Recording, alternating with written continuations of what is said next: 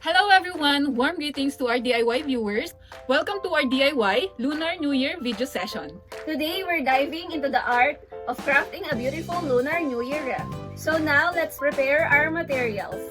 First, wreath base, Lunar New Year lanterns and envelope. And the star of the show, the pulbo ribbons. So, these ribbons are all available in our website. And we're gonna put the link down below. So let's start. Take your red pull bow, cut enough for a flower bow design. Make two, one in red and another in pink. Add some beads to the bows for extra flair. And tie them to the side of the wreath. Then stick a Lunar New Year gift envelope onto the wreath. Also, attach a Lunar New Year lantern to the middle of the wreath. Before we end this video, let's admire the beauty of the wreath we've created together. Drop a comment and let's celebrate the diversity of our festive customs. May the year ahead be as vibrant as these ribbons.